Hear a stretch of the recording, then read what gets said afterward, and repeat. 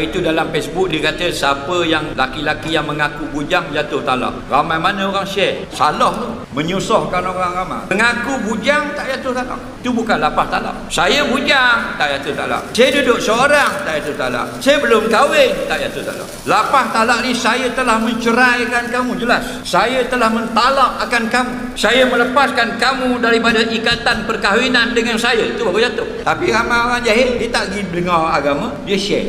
Dia kata mengaku bujang jatuh. Punah habis orang. Orang laki-laki memang mengaku bujang. Itu perangai laki-laki. Kena. Kalau nak mengorat janda, mengaku bujang lah. Bujang tak? Mu sama mengaku. Laki-laki memang gitu. Dia nak mengorat. Kalau dia kata dah ada bini, takut perempuan tu tak mau ke dia. Betul tak? Jadi kalau perempuan tanya, abang dah kahwin ke bujang? Jawab benda. Bujang. Itu perangai laki-laki. Tak ya tahu. Laki dia memang dia kondak mau. Dia nak suruh nampak molek. Kalau umur dia 67, jawabnya 54. Kalau umur 51, 48. Dia akan kecil semua. Perangai lelaki.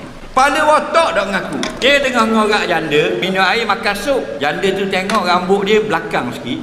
Kan ada kan? Dari dia jadi luar tu, sini baru ada rambut. Janda tu kata, nampak abang macam kepala botak. Dia tu bukan botak, kening rendah. Kan? Dia kena lagi. Tu laki-laki. Dia tak kata botak, kening rendah. Jadi nampak jauh. Macam ke landasan kau kedok. Padahal sikat tepi ni. Tak ada benda dah boleh tahlil. Tapi dia dah ngaku, dah kata botak, kening rendah. Bila kening rendah nampak jauh. Orang lain kening tinggi. Laki-laki punya style.